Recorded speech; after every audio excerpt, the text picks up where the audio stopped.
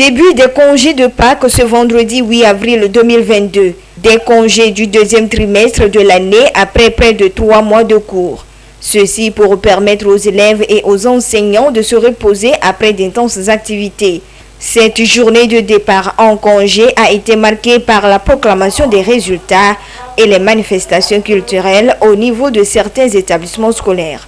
Et c'est l'heure de dresser le bilan des activités pédagogiques du deuxième trimestre. Pour ce deuxième trimestre, les résultats ne sont pas mal. On se félicite quand même qu'il y a augmentation des résultats par rapport aux résultats du premier trimestre. Ce deuxième trimestre, nous avons fait des efforts pour pouvoir tenir dans le programme. Donc, à ce deuxième trimestre, les programmes sont atteints selon le chronogramme de l'année. Nous sommes déjà presque à la fin. Pourquoi pas dire fini les programmes à certains niveaux. Nous avons commencé le deuxième trimestre avec succès, réussite. Je peux dire ça dans ce sens parce que nous n'avons pas eu de difficultés. Nous avons enclenché la composition du deuxième trimestre. Il faudrait que nous puissions faire réjouir aussi nos élèves un peu avant de les libérer. Et cela a été organisé, une semaine culturelle de 3 jours. Pour mettre à profit ces congés, certains responsables d'établissements scolaires ont mis en place certaines stratégies. C'est également l'occasion de prodiguer d'utiles conseils aux élèves pour assurer leur réussite à la fin de l'année. Notre mission en tant que chef d'établissement, c'est d'être là jusqu'à la fin des congés et superviser les activités des enseignants. Tout comme les élèves qui seront sur le terrain, il faut avoir un suivi absolu sur ce que les uns et les autres font afin de pouvoir déterminer qu'est-ce qu'il y a lieu de faire encore au début de la rentrée. Nous avons pensé quand même entretenir les élèves pour ce qui concerne les cours de soutien. C'est vrai que nous avons fini les programmes, mais pour les classes d'examen particulièrement, nous leur avons demandé quelques 2-3 jours dans ces congés-là pour faire des cours de soutien, pour faire des révisions encore. Et nous aurons probablement l'examen blanc qui se ferait certainement à la reprise. À l'égard des parents, nous lançons un appel très pressant à ces veilles des examens qui viennent d'être encore plus regardants pour ce qui concerne donc les révisions à la maison. Nous conseillons aux élèves, aux candidats de ne pas oublier leur cahier, de se mettre au travail. Pourquoi? Parce que de retour, nous ne ferons que 4 semaines de cours. 4 semaines de cours pour aller aux différents examens. Donc on leur conseille de se faire aider à la maison. Ceux qui n'ont pas compris, il faut qu'ils se fassent aider par leurs grands frères et leurs parents et pour pouvoir être à la page avant de revenir. Soulignons que la rentrée pour le compte du 3e trimestre de l'année scolaire 2021-2022 est prévue au 19 avril prochain. Les élèves sont donc invités à mettre en pratique les conseils prodigués afin d'avoir de bons taux de réussite à la fin de l'année.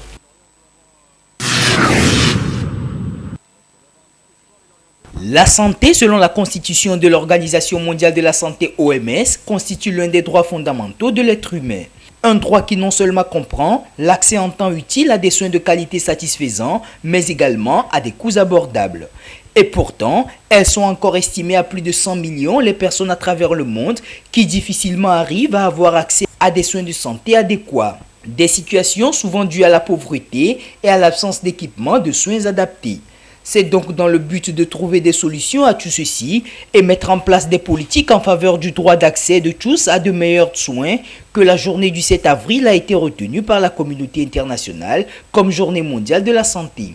Il s'agit à travers cette journée, dans un premier temps, de lever le voile sur les injustices et les violations des droits humains, souvent enregistrées dans le domaine de la santé, notamment dans les centres hospitaliers, où les pratiques discriminatoires et les inégalités sont courantes. Des actes et comportements pouvant causer la dégradation de l'état de santé des sujets malades, entraînant dans nombre de cas des décès.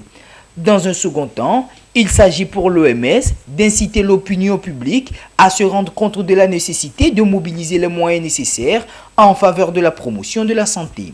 L'OMS, pour ce, s'est engagé à intégrer les droits de l'homme aux programmes et aux politiques de santé à l'échelle nationale et régionale en se penchant sur les déterminants de la santé sous-jacents dans le cadre d'une approche exhaustive de la santé et des droits de l'homme.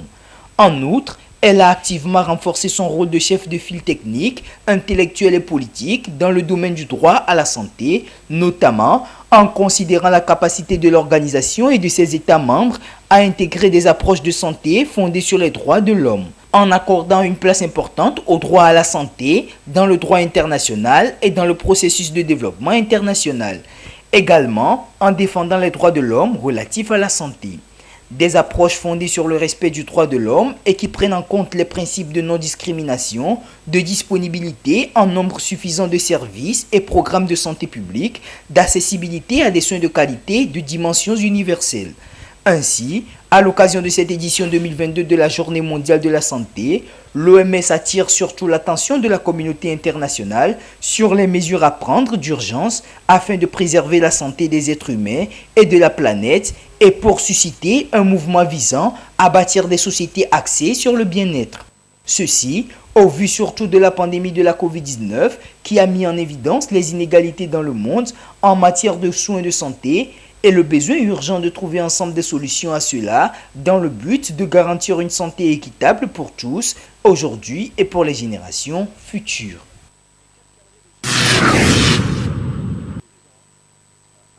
Du 1er janvier au 5 avril 2022, 699 femmes en consultation prénatale au CMS Kakaveli ont bénéficié du programme Wezu. Ce programme d'accompagnement de la femme enceinte et du nouveau-né est en marche dans ce centre depuis son lancement officiel le 26 août 2021. Certaines bénéficiaires saluent le gouvernement pour cette initiative louable.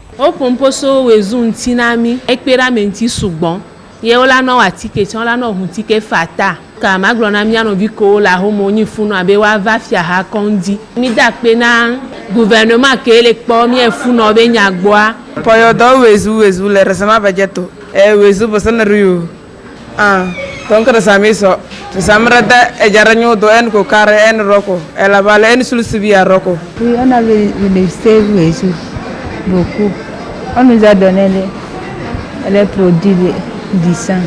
Le programme Wezu a pour objectif de contribuer à la réduction de la mortalité maternelle et néonatale à travers la réduction des frais de consultation prénatale, des analyses et des accouchements dans les centres de santé publics. C'est un soulagement pour les bénéficiaires, selon les responsables de la maternité du CMS Kakaveli, qui relèvent le bien fondé de ce programme. Ça permet d'accompagner les femmes au cours de la consultation prénatale et de l'accouchement, voire les suites de couches. Donc au départ, à la première consultation prénatale, le Wezu aide à payer le carnet, la carte CPN, donc le bon de consultation prénatale et l'examen des urines, donc à toutes les consultations. Maintenant, à l'accouchement, il intervient dans le paiement du kit. Donc le kit d'accouchement est payé avec le programme Wezu. Le kit est suivi de l'hospitalisation. Tout fait partie de l'accouchement, du kit d'accouchement. Donc dans la consultation prénatale, il y a aussi le Fumafère-Fordine, le comprimé de l'anti-anémique qu'il donne aussi pour accompagner les femmes au cours de la consultation prénatale. Par rapport à celles qui accouchent par césarienne, lorsqu'elles sont suivies dans un centre étatique avant de les référer, nous leur faisons la prise en charge de la référence. Et il y a un code que nous recevons à travers le programme Wezu que nous écrivons sur le carnet. Pour s'inscrire au programme Wezu, la démarche est tout à fait simple. Et tout commence à la première consultation prénatale. Celles qui ont des parents qui ont déjà bénéficié du programme Wezu ou bien qui en ont entendu parler, viennent à la première CPN avec leur carte d'identité ou leur carte d'électeur. Et on leur fait faire le code Wezu qu'on écrit sur un papier. C'est avec ce papier qu'elles se dirigent à la caisse pour payer maintenant le premier bon de consultation prénatale. Et ça leur permet de bénéficier maintenant dès le premier passage du programme. Et c'est comme ça qu'elles vont continuer. Il faudrait qu'elles aient au moins la carte d'identité ou bien la carte d'électeur. Et si ce n'est pas le cas, que leur partenaires puissent en avoir pour qu'on puisse leur faire directement le cours. Avec le programme Wezu, les centres de santé publics ont connu une forte fréquentation. Une des difficultés qu'éprouvent les sages-femmes et les accoucheuses pour prendre en charge les femmes enceintes. Par rapport au nombre pléthorique là, de tous les jours, il faudrait qu'il y ait suffisamment de personnel pour qu'on puisse pouvoir faire à toutes les femmes ce code-là. Nous n'avons même pas de temps de répit. Ça, c'est plein juste à craquer tous les matins.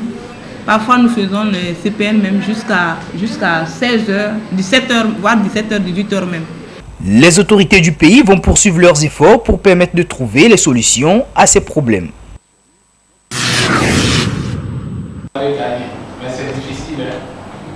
Ils étaient une vingtaine venus des 5 régions du pays à bénéficier de cette formation de 2 jours tenue à Lomé. Une formation des femmes et hommes de médias sur la couverture médiatique des activités de la délégation de l'Union européenne au Togo.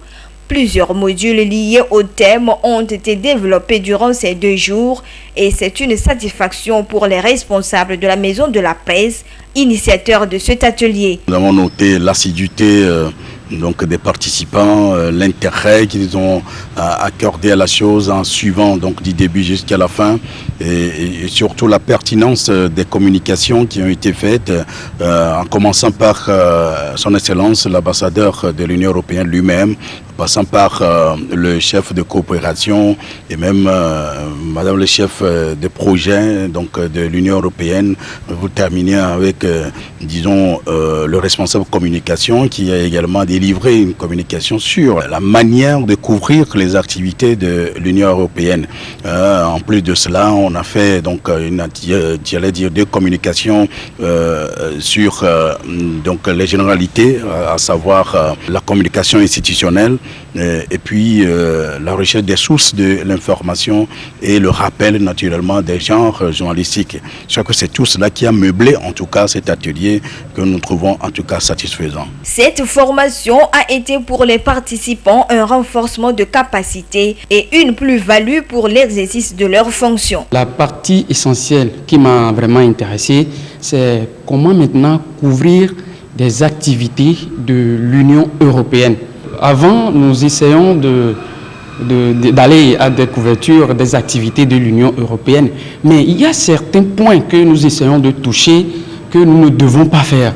Donc, à partir de cette formation, maintenant, nous allons essayer d'améliorer pour que cela soit un travail potable. C'est une très bonne chose d'organiser ces genres de formation parce que ça permet à nous qui sommes dans les médias de connaître plus ces organisations, de bien comprendre et le fonctionnement de l'Union européenne. Le partage des connaissances acquises, plus d'implication dans la communication sur les actions de l'Union européenne, ce sont entre autres attentes des organisateurs à l'endroit des bénéficiaires de cette formation. C'est de pouvoir faire le travail convenablement en s'inspirant de tout ce qui a été dit et naturellement en faisant, un accompagnement pour les activités de l'Union européenne. Je crois que c'est ce qui est essentiellement attendu d'eux.